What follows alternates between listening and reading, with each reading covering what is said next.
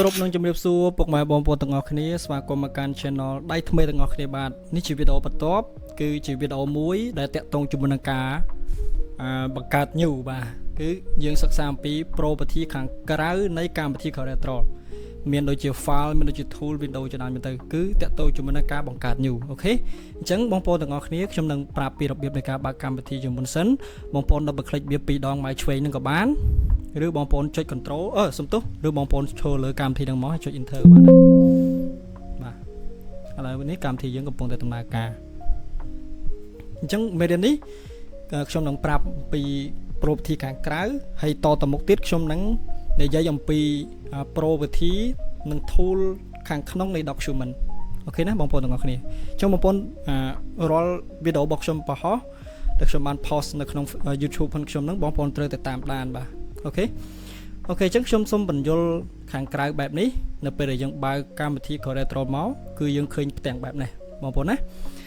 អញ្ចឹងបងប្អូនទាំងអស់គ្នាយើងក្រឡេកមកមើលពាក្យថា file នេះបងប្អូនមើលម៉ៅរបស់ខ្ញុំហ្នឹងណាអញ្ចឹងក្នុង file នេះវាមានជួរ property មាន new from template មាន open from cloud និង open recent close all គឺយើងបិទកម្មវិធីនឹងទាំងស្រុងប៉ុន្តែខ្ញុំសូមបញ្យល់មួយបងប្អូនតាក់ទង menu បងប្អូនស្គាល់ហើយវាស្តេងនឹងកម្មវិធី Word ដែរទេ Control N Control អក្សរ N ស្តេងនឹង Adobe Photoshop ដែរទេគឺយើងកាត់ new កាត់អីដូចគ្នាដែរណាអញ្ចឹង new នេះគឺយើងចុច Control អក្សរ N មកអញ្ចឹង new from template នេះគឺវាមានន័យថា template ដែលមានស្រាប់នៅក្នុងកម្មវិធី Corel version 2024ហ្នឹងណាហ្នឹងហើយតែខ្ញុំមិនដែរប្រើប្រាស់ទេគឺខ្ញុំច្រើនតែបង្កើត document តាក់ទងមួយបញ្ជីផុនយើងណាអូខេហើយ tool អី Windows ក្តី help ហ្នឹងគឺយើងមិនតន់ខ្វល់ទេយើងនឹងនិយាយទៅថ្ងៃខាងមុខទៀតបាទហ្នឹងហើយយើងនឹងនិយាយទៅថ្ងៃខាងមុខទៀតថាវាមានន័យថាម៉េចមានន័យថាម៉េចចឹងណាតែយើងអត់តន់ប្រើប្រាស់ទេអាកន្លែងហ្នឹងគឺនៅពេលដែលយើងបង្កើត document ឬក៏បង្កើត new ហ្នឹងហើយតាក់ទងមួយ open គឺយើងបើកឯកសារឧទាហរណ៍តែខ្ញុំមានឯកសារណាមួយដែលខ្ញុំបានធ្វើខ្ញុំឧទាហរណ៍ណាបងប្អូននេះឧទាហរណ៍ថាខ្ញុំបើកជាមួយឯកសារដែលខ្ញុំបានធ្វើលើកមុនហ្នឹងណាធ្វើ logo មួយចឹងទៅបាទធ្វើ logo មួយចឹងទៅនេះគឺនឹងជា document ផងខ្ញុំបាទជា document ផងខ្ញុំមួយបាទដែលខ្ញុំបានធ្វើនឹងតាក់ទងvớiការ open ដូចយើង open បញ្ជីណាមួយស្តេងនឹង Adobe Photoshop ដូចគ្នាបាទចំពោះ open recent នេះគឺតាក់ទងជាមួយនឹងអ្វីដែលថ្មីមានន័យថាអ្វីដែលយើងបានធ្វើថ្មីគឺវា load នៅទីនេះឧទាហរណ៍ថាខ្ញុំបើកជាមួយនឹង open recent របស់ខ្ញុំដែលខ្ញុំធ្វើថ្មីអញ្ចឹងមកណានេះគឺវាមានណាហ្នឹងហើយហ្នឹង open recent មានអីចឹងណាអូខេអញ្ចឹងយើងបង្កើត new មិញហ្នឹងយើងអាចចុច like file នេះក៏បានហើយយើងចុច control បុកអក្សរ N ក៏បានដូចខ្ញុំប្រើ shortcut key control បុកមកអក្សរ N អូខេមកដល់ទីនេះគឺខ្ញុំសូមបញ្យល់តាក់ទងជាមួយនឹងខាងស្ដាំបងប្អូនមកមើលមកខាងស្ដាំមកណាអញ្ចឹងមើលមកខាងស្ដាំគឺយើងនឹងឃើញពាក្យបច្ចេកទេសជាច្រើនអញ្ចឹងបងប្អូនជ្រើសរើសដូចខ្ញុំមកអញ្ចឹងខ្ញុំសូមបញ្យល់កន្លែងនេះតាក់ទងជាមួយនឹង name ណាមើលកន្លែងនេះមក name គឺយើងដាក់ឈ្មោះឧទាហរណ៍ថាយើង testing 1 នេះបាទយើងដាក់ឈ្មោះអញ្ចឹងទៅណាបាទ testing 1 ចឹងមកបាទអញ្ចឹង page number of page នេះគឺមានន័យថាតំព័រដែលយើងជ្រើសរើសយកចង់យកប្រមាណតំព័របើយើងចង់យក document ហ្នឹងមានមួយតំព័រយើងយកមួយតំព័រមកអូខេណាចំពោះកន្លែង color mode នេះជាទូទៅការបង្ហោះនៅក្នុង Facebook និងការព្រីនជាមួយនឹងម៉ាស៊ីន Canon ធម្មតាដែលយើងព្រីនឯកសារធម្មតាគឺយើងយក color RGB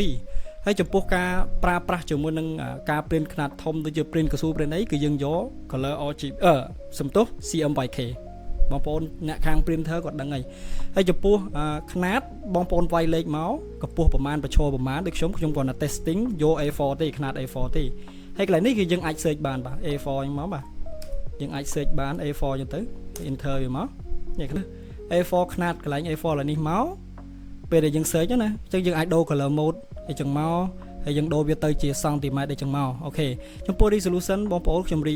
recommend ឲ្យបងប្អូនយកត្រឹមតែ150ទៅ300បានហើយគឺអាស្រ័យលើ default computer ផងយើង space ប្រមាណអីប្រមាណចឹងណា